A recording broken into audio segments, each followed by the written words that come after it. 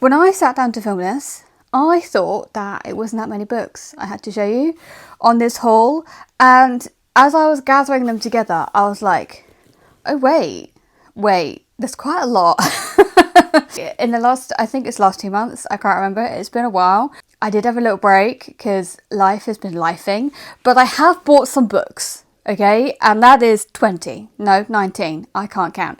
19 books I have bought, and I need to show you today. Some of these I have read, some of them I haven't, but I'm going to save the best for last.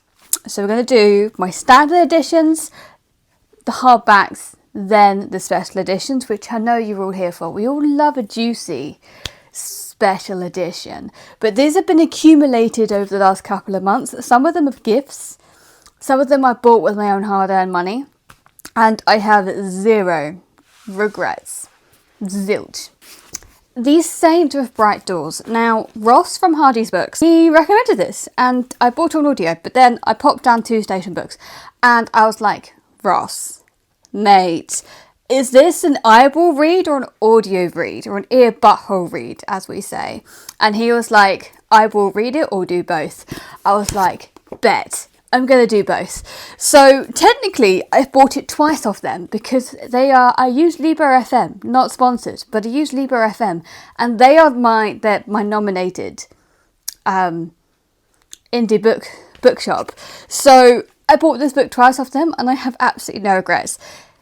I don't know if this is like The Spear Cuts Through Water. I've heard similar things, as in like maybe narratively, which I love the narrative of Spear Cuts Through Water, but I'm interested. I'm going to go into completely blind. I don't really want to know much about it. And it did come with a little Station Books bookmark. I'm going to go just blind and just see how it's going to go. So this is where we are. The Saint of Bright Doors. Talking of Hardy's Books, they went to America. And I was talking to Laura and I was like, I cannot find these dishes anyway. If you see them, let me know and I'll pay you. And she went, I got you, boo. These are not available in the UK. And look at that flop. Like, look at it. It just sits perfect. But I've been dying to read both of these two books, which is The Empire of Exiles and its sequel, Relics of Ruin, by Erin M. Evans. And we cannot get it in the UK. So she got it for me, and then she went, it's our gift. And I was like, no. She was like, yes, you looked after Fang, you get books. I was like, that's a good deal for me. I think it's a mystery. I'm hoping to pick it up this month. We will see. But these covers look fucking sick, man. They remind me a little bit of Abercrombie covers, because you've got the map and the coins, and it kind of gives me that kind of era. I don't think it is anything like Abercrombie. I don't think it's gritty. I will report back and let you know, but the covers selling me on this.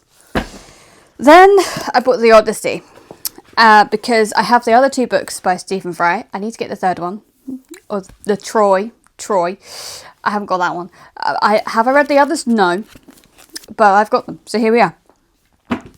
And because I want to suffer and cry, I bought A Little Life. I was like, let's just see what it's about. I am planning to do a whole vlog on this to see if it really does derail me into a crying puddle of mess. We will see. This is a uncorrected proof I was given, basically given. I don't know how we're going to phrase this, of Gog Magog, by Jeff Noon and Steve Beard. I started reading Gog Magog on audio. I was in the middle of a massive slump, particularly an audio slump, when I started this, and I was like, I can't continue. So I put Gog Magog down for now, and I was like, do you know what, I have this, I'm just going to read it instead. I have now since come out of my audio slump, kind of. That's the plan. I was enjoying what I was listening to, but because I was in such a massive slump, I was like, I just have no drive to go back to pick it up. Every time I was just listening to Critical Role. I'm still listening to Critical Role, to be fair.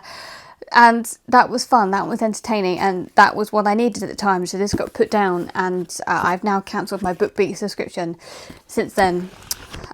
Which I will probably kick it up again when I want to listen to a lot more stuff, but at the moment, no. I can't remember if I showed you this one or not, but it's a Botanical Daughter by Noah Medlock, Ripe, lush, and bursting with beauty and horror, it would delight, amuse, and terrify.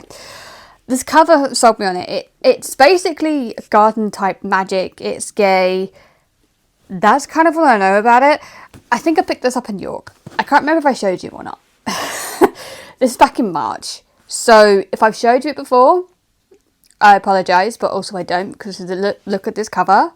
Look at this cover. It's just stunning. If I haven't showed it before, well then, here we are. This is new. This is new. I don't know when I'm going to pick this up, but it sounds kind of cool. But at the same time, like, I don't care if I'm never going to pick it up. I'm a collector. I'm also a reader, but I'm also primarily a collector. I picked up A Hero Born by Jin Young because so many people love it. Oh, Chinese Lord of the Rings. I did not know that. This is selling me even more in this book, right? I was chatting to Gavin Readable on one of his Patreon reading sprints, and he was really selling me on it. And I was like, bitch, sold. To be fair, didn't take much to persuade me. Did not take much to persuade me. And it's also translated, which has a point, which I'm not going to tell you why. You will probably find out on like this project I'm doing. But it's translated fiction. I've heard so many good things about it. It's come out in paperback, which is what I was kind of waiting for anyway. And now I have it, and I cannot wait to start it. When am I going to pick it up? I don't know. Probably soon. Maybe soon. Very soon. Probably. And then Starless Sea by Erin Morgenstern. I adore The Night Circus. The Night Circus is like my childhood. I have like the second... I'm going to show you. This is the second edition that I read as a kid, right? Before special editions were like special editions, this is what I had. So second edition, so it's 2011. 2011, pretty much when I got this. 2011 to 2012. And look at this. It is just absolutely stunning. And it is, so, The Night Circus. Not here to talk about The Night Circus, here to talk about Starless Sea. But my point being is, I'm an Eragon Morgenstern fan, right? I reread The Night Circus as a kid so many times, right? So I have the Starless Sea. I haven't not read it yet. I've heard mixed things. I hear mixed things about Night Circus. I love it. But I've also heard people who love the Night Circus didn't like the Starless Sea. I've heard people who did not like the Night Circus like the Starless Sea. I've heard people who like Night Circus also like this. So I don't know. I am putting it off. I have it in audio as well. I am just putting it off. But now I physically have it. And it's stunning. I'm kind of gutted I didn't get the hardback because I have the other editions of the Night Circus and hardback. But we're going to live with my decision here. I'm going to read it soon. Someone make me read it. And then I got A Memory Called Empire by Arkady Martine, which is a sci-fi novel. I know nothing about it. I just have heard good things. And it's one of those books that I'm like, it's not audio, it's got to be physical. I don't know why I just get that vibe for me personally, right? That I need to eyeball read this. So that is what I'm going to do. It sounds kind of cool. Now on to the hardbacks. I was gifted this by the publisher. Yes, I have read this. I have read this and I fucking loved it. This debut is amazing. This is what epic fantasy needs to be. The magic system and the layers and the layers. And yes, there's so many POVs in this book. But the way MHIND just brings them narratively together is just so artfully done that on a craft standpoint, I'm like, tell me your secrets. But also, like, I think there's 3-4 parts, and like in the last 2 parts, or the last part, we get introduced to a character called Runt, right? She stole the show. I fucking love that bitch. And the way that the first chapter I read, I was like, I'm in love with her. Of Runt. Also, the opening chapter of this, the gods, that like the layers and the world building is just so well done, and the characters are on point. It's just, everybody just go read this book. Just go read it. Another one I've already read is Sword Crossed by Freya Mask, and I'm a Freya Mask fucking whore. I do not care. This, I was talking to a friend of mine, and he was like, so what genre do you put it in? I was like, oh, it'll be fantasy. And I was thinking about it. I was like, wait, the only element that makes it fantasy is the fact that it's set on a made-up world. Everything else is contemporary. I read a contemporary romance and I liked it. Who am I? I don't know, but Freya Mask, she writes it. I'm going to read it. Honestly, I will whore myself for Freya Mask. I don't care. Luca stole my heart in this. I love the characters and the tension. And Fremask has another book coming out this year that I am dying to read. Like, so dying to read. I don't care. If she never writes fantasy again and just does romance, I will read it. I devoured this. I had the audiobook on, and then I was like, no, mate, I have to listen. Like, every waking moment I was reading this book. That's how much I fucking loved it. Now we are moving on to the special editions I've got. So I've had 2 Broken Binding books come, and I am past their subscription, and I'm fine with that. Totally fine with that. What is annoying me is I basically got given these 2, like the whole series in paperback, by my boss's partner. And have I read them yet? No. So I own multiple editions of these books, and deciding on whether or not I like it is whether or not I'm going to keep these stunning editions. But The Magician and Silverthorn by Raymond Feist. This cover is, I had no idea, right? This had dragons in it until I looked at this, and I was like, it has dragons. Who the fuck knew? Not me, bitch. I'm very excited to pick this up, but it's fucking long, man. And then Silverthorn is not a big book. Silverthorn is tiny. He's gone the Mark Lawrence route. I'm stunning. I don't know what vibe it's giving me. Oh, she looks angry. She looks very angry. I think I'm going to get on with her. I think I'm going to like her. That's actually, she's giving me D&D vibe. But I don't know when I'm going to start it. At some point soon. I'm undecided on whether or not just do a reading vlog of reading the whole series. I don't know. Let me know if you would like to see that. I've also bought 2 Inkstone books, because if you didn't know, Station Books also sell Inkstone books. If you want special edition books but also don't want a subscription, head over to Station Books and Tunbridge Wells. I bought A Drop of Corruption by Robert Jackson Bennett. I've lent book 1 to my mum, but because I had book 1, I bought it from a private seller. I had to get the other one, and Station Books were happily matched my number by talking to Brett of Inkstone Books, and I've read this and I had so much fun. I've come to the conclusion that me and Inkstone Books have very, very similar taste. I've joined their waitlist. I'm getting another book subscription at some point. I don't know when, at some point. The other Inkstone Books that I got, which was City of Jackals, which is book 2 to Cavee 3, which Cavee 3 I'm reading right now. I am 140 pages in, fucking loving it. Oh my god, it's taking over my life. I'm loving it. Absolutely amazing.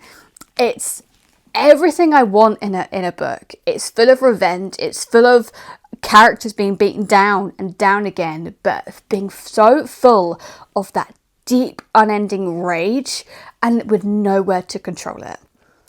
Not to mention the magic system surrounded it and everything else. Oh, but Cavee 3 as a character, love her. So yes, I have the standard edition of Cavee 3, but I bought the sequel because Station Books had it, and I was like, why the fuck not?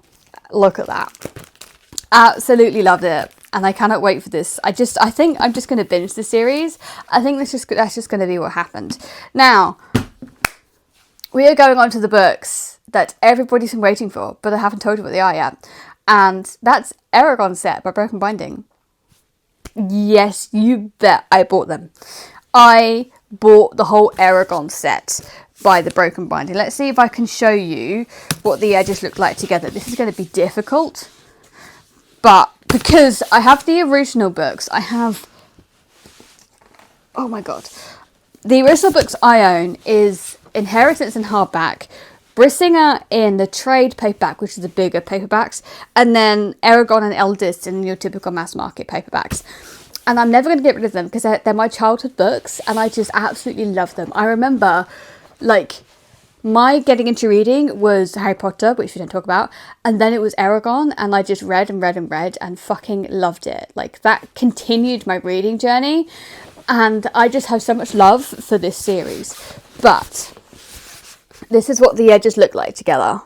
Look at that. Stunning or what? I need to reread this series, and I'm just, look at it. They did come with alternate dust jackets. I'm not using them because I think it's a little bit too much with the alternate dust jackets and these edges. Whereas if you do that, it's a lot more simpler, and I just prefer that to my taste. I just do feel like it's too busy with the like alternate dust jackets. But I do like the fact that they provided them so you could decide for yourself if you wanted to put them on or not. But they came with the OG covers on them. And then you have this back cover, and it's just, and then like inside. I'm not going to show too much. I'm going to show the front pages, not the end pages, because usually but they are the end pages, but like the front end page, because usually like the end pages hold spoilers. And if you haven't read this series, I do not know what the fuck you were doing with your life. You need to read it, because I fucking adore it. Like, look at everything. And I love this when books have this on the cover, like on the hardback. I just prefer it. I don't know why. It just tickles something in me that makes me go, yeah, love it, love it. It will make me more likely to buy the hardback if that is the case. And then we have Eldest, which people complained about this with this. This is relevant to the book. If you're complaining about the gold dragon, bearing in mind there's a red dragon on the cover, you have not read the book. But, because this is stunning. I do wish they'd done a full colour, like, map, but that's by the by. This is one of my favourite editions. You know, I have some issues with broken binding on some of their things, and some of the stuff I do I think are a bit much, but the art in this is just fucking brilliant. I think there's art throughout the book as well, but not that many. There was in book 1. But everything is just absolutely stunning. The only that this does annoy me, because the rest of the book is that colour white, and then you have the bright white for the sign page. It would be my absolute dream one day to meet Christopher Paolini, because the fact that he wrote this as a teenager, I was like, oh my god, because I started writing as a teenager, and look, oh, I know what moment that's from as well, actually, which is a massive spoiler for the book. But that is another question. That is just, they're all just stunning. And then, like, look at baby Saphira. And then what's on the back? That isn't too bad. This is making me just want to reread the whole series right now. And I don't know, I might put a break in my TBR and go, fuck it, and just reread the whole series. That is my book haul, all 19 books. Anything you think I should prioritise, feel free to scream at me below. If you enjoyed that, please leave a like, a comment, subscribe, whatever floats your boat. And if you got this far in the video, don't know what to say, leave a dragon emoji down there just for Eragon. And I will see you in the next one.